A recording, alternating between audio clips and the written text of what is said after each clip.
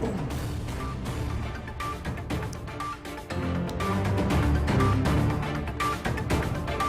ತಿಂಗಳ ಅಂತ್ಯದಲ್ಲಿ ಕಾಂಗ್ರೆಸ್ ನಾಯಕರಿಂದ ರಣಕಹಳೆ ಮೊಳಗಲಿದೆ.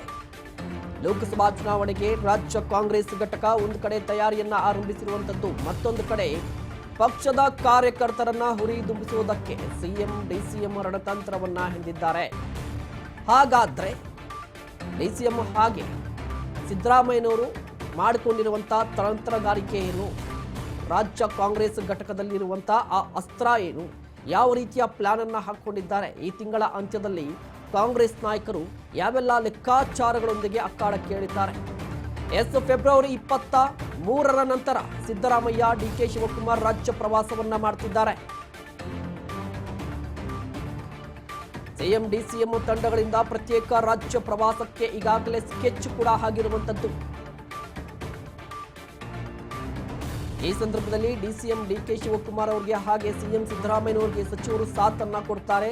ಸ್ಥಳೀಯ ಶಾಸಕರು ಕೂಡ ಫೆಬ್ರವರಿ 23ರ ನಂತರ ರಾಜ್ಯ ಪ್ರವಾಸವನ್ನ ಕೈಗೊಳ್ತಾರೆ ಸಿಎಂ ಸಿದ್ದರಾಮಯ್ಯನವರು ಹಾಗೆ ಡಿಸಿಎಂ ಡಿಕೆ ಶಿವಕುಮಾರ್ ಅವರು. ಅಂದ್ರೆ ಅಸೆಂಬ್ಲಿ ಚುನಾವಣೆ ಸಂದರ್ಭದಲ್ಲಿ ಒಂದು ಕಡೆ ಡಿಕೆ ಶಿವಕುಮಾರ್ ಅವರು ಪ್ರತ್ಯೇಕವಾಗಿ ರಾಜ್ಯ ಪ್ರವಾಸವನ್ನ ಕೈಗೊಂಡಿದ್ರು. ಅದೇ ರೀತಿಯಾಗಿ ಸಿಎಂ ಸಿದ್ದರಾಮಯ್ಯನವರು ಪ್ರತ್ಯೇಕವಾಗಿ ರಾಜ್ಯ ಪ್ರವಾಸವನ್ನ ಕೈಗೊಂಡಿದ್ರು. ಸದ್ಯದ ಮಾಹಿತಿಯ ಪ್ರಕಾರ 16 ಜಿಲ್ಲೆಗಳಲ್ಲಿ ಸಿಎಂ ಸಿದ್ದರಾಮಯ್ಯನವರು ಪ್ರವಾಸವನ್ನ ಕೈಗೊಳ್ತಾರೆ. 15 ಜಿಲ್ಲೆಗಳಲ್ಲಿ ಡಿಕೆ ಶಿವಕುಮಾರ್ ಅವರು ಪ್ರವಾಸವನ್ನ ಕೈಗೊಳ್ತಾರೆ.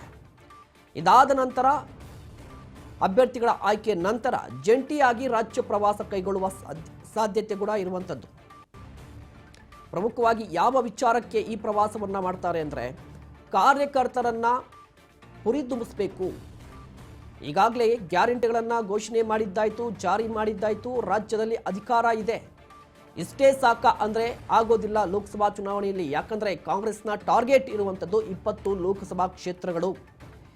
2019ರ ಲೋಕಸಭಾ ಚುನಾವಣೆಯಲ್ಲಿ ಕೇವಲ 1 ಲೋಕಸಭಾ ಕ್ಷೇತ್ರ ಗೆದ್ದಂತಹ ಕಾಂಗ್ರೆಸ್ ಈಗ ಏಕಾಏಕಿಯಾಗಿ 20ನ್ನ ಟಾರ್ಗೆಟ್ ಮಾಡ್ತಿದೆ. ಅಂದರೆ ಅದಕ್ಕೆ ಬೇಕಾದಂತಹ ತಂತ್ರಗಾರಿಕೆಗಳನ್ನು ಕೂಡ ಮಾಡಬೇಕಿದೆ.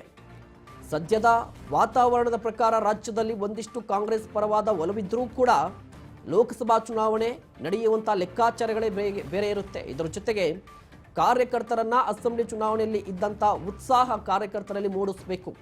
ಯಾಕಂದರೆ ಕಾರ್ಯಕರ್ತರು ಕೂಡ ಒಂದಿಷ್ಟು ಅಸಮಾಧಾನಗೊಂಡಿದ್ದಾರೆ ಕಾಂಗ್ರೆಸ್ನ ಒಂದಿಷ್ಟು ಬೆಳವಣಿಗೆಗಳಿಂದ. ನಿಗಮ ಮಂಡಳಿ ನೇಮಕಾತಿಗೆ ಸಂಬಂಧಪಟ್ಟಂತೆ ಕಾರ್ಯಕರ್ತರಿಗೆ ಅವಕಾಶವನ್ನು ಕೊಟ್ಟಿಲ್ಲ. ಜೊತೆಗೆ ರಾಜ್ಯದಲ್ಲಿ ಸರ್ಕಾರ ಬಂದ ನಂತರ ಕಾಂಗ್ರೆಸ್ ಶಾಸಕರು ಕಾರ್ಯಕರ್ತರಿಗೆ ಸಿಗ್ತಾ ಇಲ್ಲ. ಹೀಗಾಗಿ ಒಂದಿಷ್ಟು ಅಸಮಾಧಾನಗೊಂಡಿರುವಂಥ ಕಾರ್ಯಕರ್ತರನ್ನ ವಿಶ್ವಾಸಕ್ಕೆ ತೆಗೆದುಕೊಳ್ಬೇಕು. ಶಾಸಕರು ಕೂಡ ಸಚಿವರ ವಿರುದ್ಧ ಒಂದು ಆರೋಪವನ್ನ ಮಾಡ್ತಾ ಇದ್ರು, ಸಚಿವರು ಕೈಗೆ ಸಿಗ್ತಾ ಇಲ್ಲ ಅಂತ. ಇದೇ ರೀತಿಯ ಆರೋಪವನ್ನ ಕಾರ್ಯಕರ್ತರು ಕೂಡ ಮಾಡ್ತಾ ಇದ್ರು. ಈಗ ಅಸಮಾಧಾನವನ್ನ ಶಮನಗೊಳಿಸಲಿಕ್ಕೆ ಸಿಎಂ ಸಿದ್ದರಾಮಯ್ಯನವರು ಹಾಗೆ ಡಿಸಿಎಂ ಡಿಕೆ ಶಿವಕುಮಾರ್ ಅವರು ಕೂಡ ಪ್ಲಾನ್ ಅನ್ನ ಹಾಕೊಂಡಿರುವಂತದ್ದು.